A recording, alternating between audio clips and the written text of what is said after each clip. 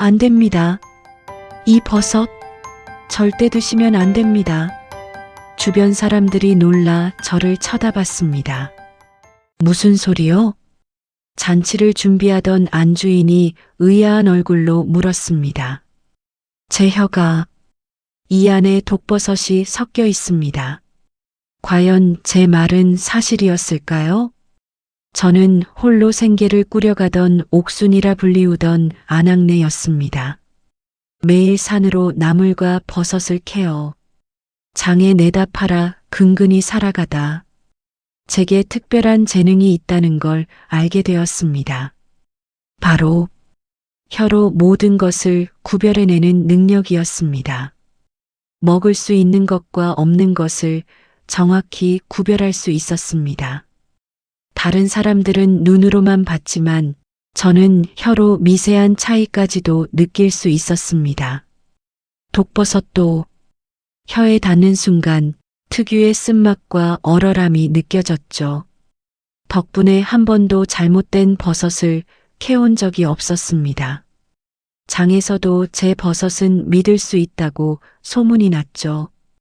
그날도 바구니 가득 버섯과 나물을 담고 내려오던 중에 잔치 준비가 한창인 김진사 댁 앞을 지나가는데 한 아낙네가 저를 불렀습니다. 옥분아, 너도 와서 잔치 음식 준비 좀 도와줘. 손이 모자라. 저도 부엌으로 들어갔습니다. 부엌은 그야말로 전쟁터였습니다. 아낙네들이 이리저리 뛰어다니며 음식을 준비하고 있었습니다. 한쪽에서는 나물을 무치고 다른 쪽에서는 고기를 삶으면서도 아낙네들의 수다가 끊이지 않았습니다. 또 다른 아낙네가 킥킥거리며 말했습니다. 참, 옥분이는 버섯 캐는 솜씨는 기가 막히다면서 한 번도 틀린 적이 없다며?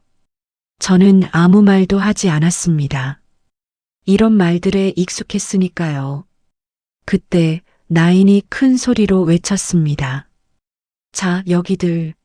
수다 그만 떨고 일들 하시오. 진사님 환갑잔치인데 음식이 형편없으면 우리 다 혼난다. 네네. 해가 저물어갈 무렵이었습니다.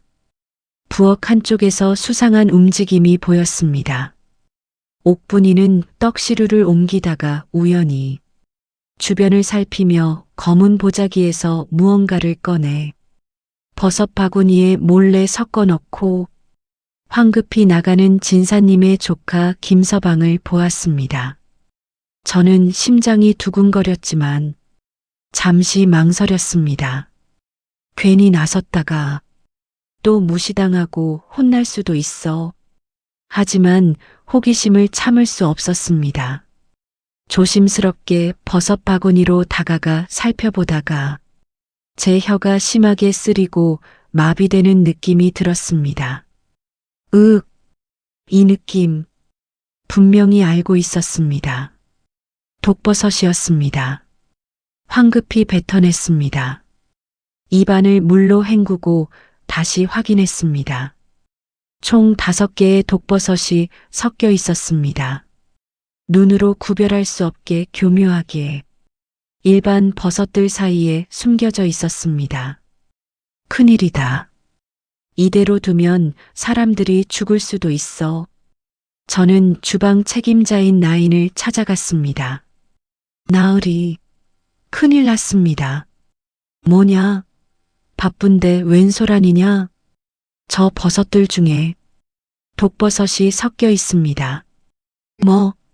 뭐라고? 정말입니다.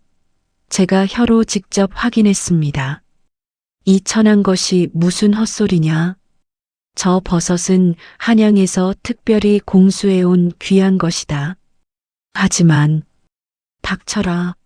내 더러운 혀로 귀한 버섯을 맛보다니. 이 무례한 것. 나인이 손을 들어 저를 밀쳤습니다. 당장 꺼지지 못할까? 오늘 잔치를 망칠 셈이냐? 저는 부엌에서 쫓겨났습니다. 뒤에서 아낙네들의 수군거림이 들렸습니다. 아무도 제 말을 믿어주지 않았습니다. 어떻게 하지? 어떻게 하면 사람들을 설득할 수 있을까? 해가 완전히 지고 잔치가 시작되었습니다. 화려한 음식상이 차려지고 신분을 막론하고 초대받은 동네 사라들이 다 모여들었습니다. 김진사의 환갑을 축하하는 자리였으니까요. 저는 여전히 불안한 마음으로 지켜보고 있었습니다. 사람들이 음식을 먹기 시작했습니다. 떡, 나물, 고기, 맛있다며 칭찬이 쏟아졌습니다. 드디어 주요리인 버섯 요리가 나왔습니다. 크고 화려한 접시에 담긴 버섯 요리. 사람들이 감탄했습니다. 오, 이게 한양에서 온 버섯이라던데? 정말 귀한 것이구나. 진사님, 오래오래 사십시오. 김진사가 버섯을 집으려는 순간이었습니다. 저는 더 이상 참을 수 없었습니다.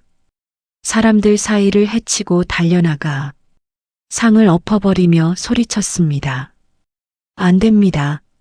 드시면 안 됩니다. 모두가 충격에 빠져 저를 쳐다봤습니다. 김진사가 천천히 일어났습니다. 그의 얼굴은 분노로 일그러져 있었습니다. 이것이 무슨 짓이냐? 저는 눈물을 흘리며 말했습니다. 죄송합니다, 진사님. 하지만 저 버섯에 독이 있습니다. 뭐라고? 누군가 일부러 독버섯을 섞어 넣었습니다. 주변에서 웅성거림이 일었습니다. 김서방이 벌떡 일어나 외쳤습니다. 허허, 이 여인이 미쳤구려. 어찌 귀한 잔치를 이렇게 망치는가. 하지만 저는 물러서지 않았습니다. 그 순간 저는 목숨을 걸고라도 증명하기로 결심했습니다.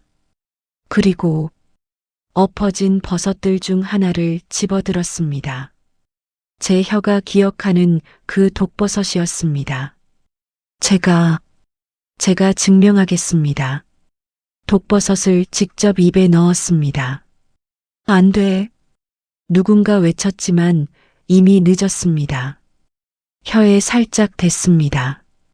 그 순간 40년이 지난 지금까지도 잊을 수 없는 그 느낌.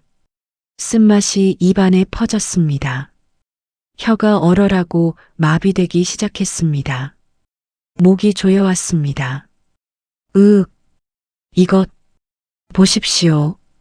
얼굴이 일그러졌습니다. 눈앞이 흐려졌습니다. 얼마나 시간이 흘렀을까요? 눈을 뜨니 마을 의원이 저를 치료하고 있었습니다. 정신이 드시오?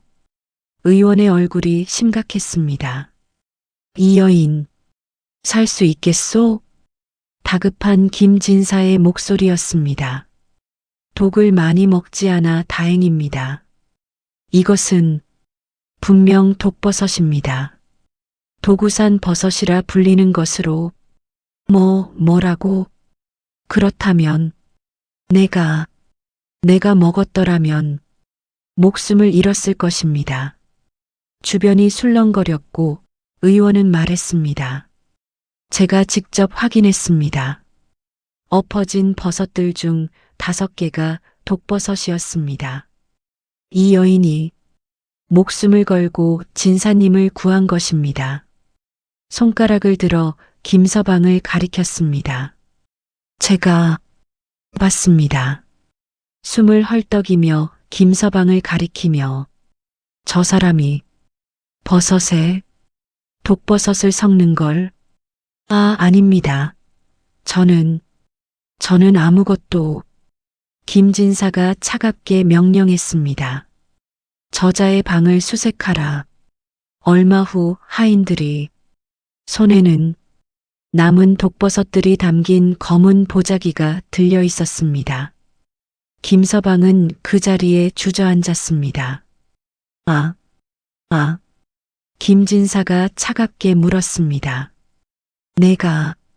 내가 정말 이런 짓을. 용서하세요.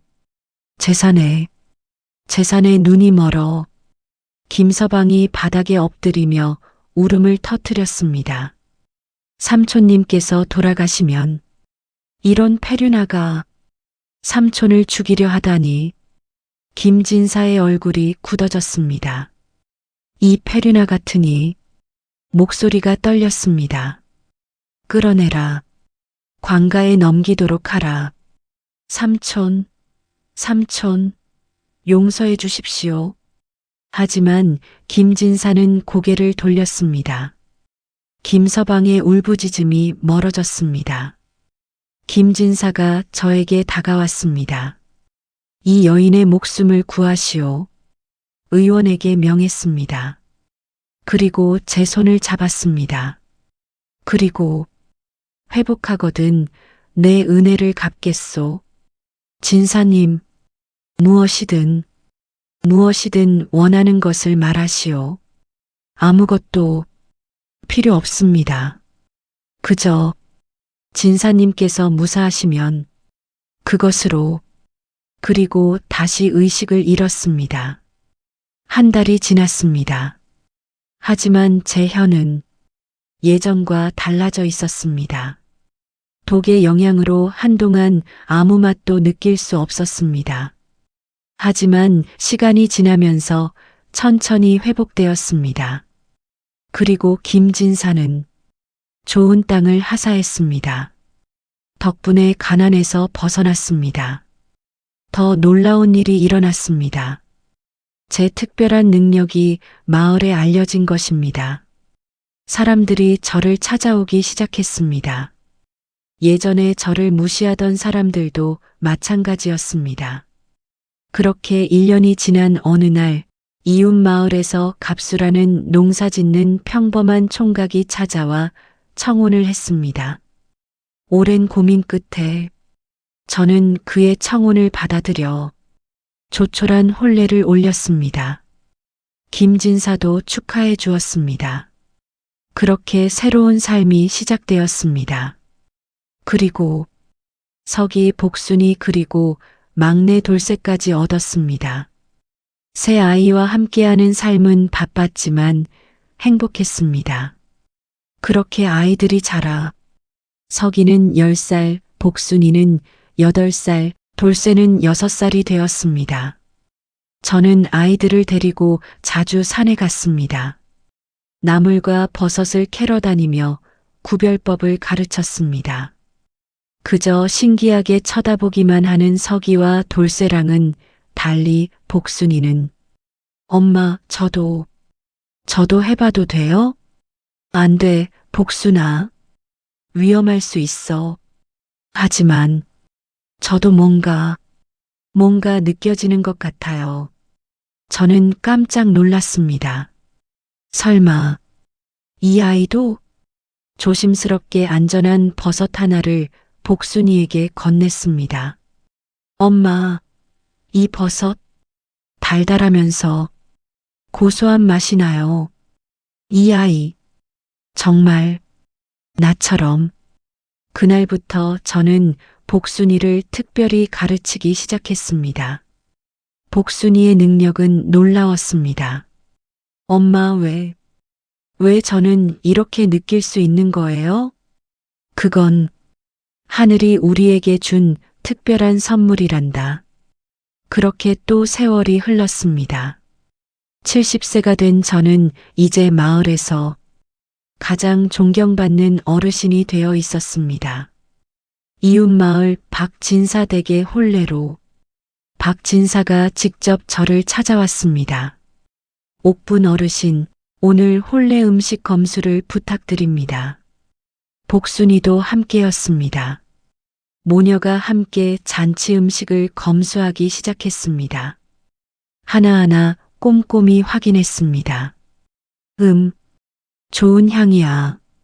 그리고 살짝 맛을 봤습니다. 그 순간 40년 전 그 쓴맛이 혀에 다시 느껴졌습니다. 심장이 멎는 것 같았습니다. 안 됩니다. 제 목소리가 떨렸습니다. 이 버섯 절대 드시면 안 됩니다. 제 혀가 40년 전 그 쓴맛을 기억하고 있습니다. 복순이도 확인했습니다. 맞습니다. 진사님, 저도 느낄 수 있습니다. 의원이 도착해 버섯들을 검사했습니다. 맞습니다. 이것은 도구산 버섯입니다. 조금만 먹어도 위험합니다. 부엌 하인을 불러 조사했습니다. 하인은 떨며 말했습니다. 죄송합니다. 제가 산에서 채취할 때 실수로 섞인 것 같습니다. 정말 몰랐습니다. 단순한 실수였습니다. 하지만 그 실수가 큰 참사로 이어질 뻔했습니다. 옥분 어르신, 그리고 복순이 두 분이 아니었다면 큰일 날 뻔했습니다. 70년을 살아오면서 배운 것이 있습니다. 우리 어르신들의 경험과 지혜는 때로 젊은이들이 보지 못하는 진실을 봅니다. 제 특별한 미각은 단순한 재능이 아니었습니다. 평생을 진실되게 살아온 삶의 증거였습니다. 진실을 말하고 사람들을 돕겠다는 마음이 만들어낸 것입니다. 여러분 곁의 어르신들을 존중하십시오. 그들의 말씀에 귀 기울이십시오. 그 속에 생명을 구하는 지혜가 담겨 있을지 모릅니다. 저는 오늘도 제 혀가 기억하는 그 쓴맛을 잊지 않습니다. 하지만 더 중요한 것은 진실과 용기로 이어진 마음입니다. 여러분의 구독과 좋아요는 제게 정말 큰 힘이 됩니다.